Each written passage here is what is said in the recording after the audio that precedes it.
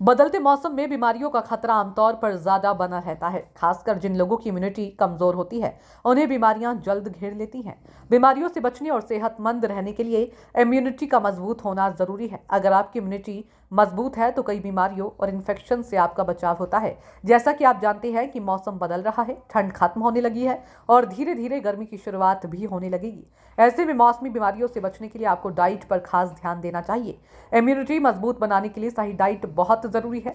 Expert की बताई कुछ खास चीजों को डाइट में शामिल कर आप मौसमी बीमारियों से बच सकते हैं। इस बारे में डाइटिशियन ऋचा कुकरेती ने जानकारी देते हुए कहा कि बदलते मौसम में अपनी सेहत का दोगुना ख्याल रखना बहुत आवश्यक है ताकि बदलते मौसम के चलते बीमारियां आपको ना जकड़ ले। आगे डाइटिशियन ऋचा कुकरेती कहती हैं कि बदलते मौसम के बीच इम्यूनिटी को मजबूत बनाए रखने के लिए फलों को डाइट में जरूर शामिल करें। फलों में विटामिन सी भरपूर मात्रा में होता है जो इम्यूनिटी को बूस्ट करता है। विटामिन सी ब्लड में व्हाइट ब्लड सेल्स के प्रोडक्शन को बढ़ाता है। यही सेल्स इन्फेक्शन से लड़ने में मदद करती हैं। जैसे संतरा, अंगूर, मौसमी, किन्नू, चकोतरा और नींबू को डाइट में जरूर शामिल करें।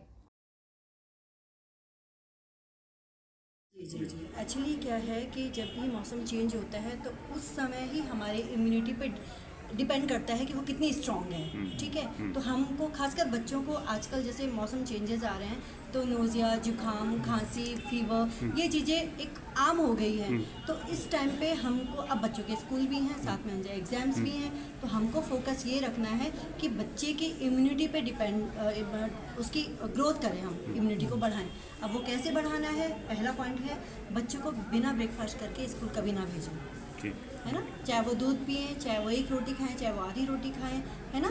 तो उसमें जैसे ड्राई फ्रूट्स मिला के आप बच्चे को एक मिल्क शेक टाइप का बना के बच्चों को दे सकते हैं। दूसरा क्या है, उनकी डाइट में वैरायटी ऑफ, जब भी आप टिफ़िन बना के दें तो थोड़ा थोड़ा रखें, ज़्यादा नहीं कि एक चीज़ आपने भरपूर मात्रा में रख दी बाकी कुछ नहीं है, तो बच्चे एक ही टाइप का खाना खा के भी बोर हो जाते हैं, है ना। तो उसमें ही वैरायटी आप कर लीजिए, थोड़ा फ्रूट्स रख दीजिए।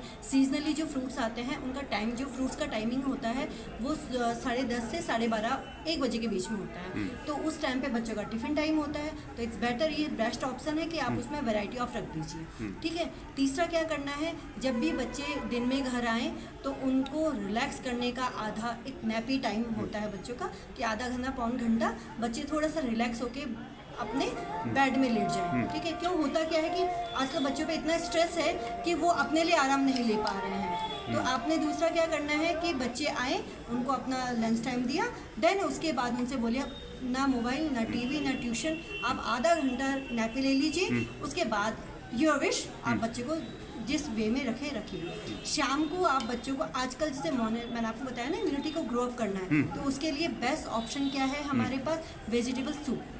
शाम को डेली रूटीन पे कोई बच्चों को चाय पिला रहा है, कोई ग्रीन टी दे रहा है, मेरे हिसाब से इस पर कोई फ़र्क नहीं पड़ना है, क्योंकि वैरायटी ऑफ वेजिटेबल का जो सूप होता है उसमें आप आंवला भी डाल दीजिए, आप चुकंदर डाल दीजिए, तो वो इम्यूनिटी के साथ साथ आपका एचबी भी बढ़ाता है, आपके फेस में ग्लो लाता है।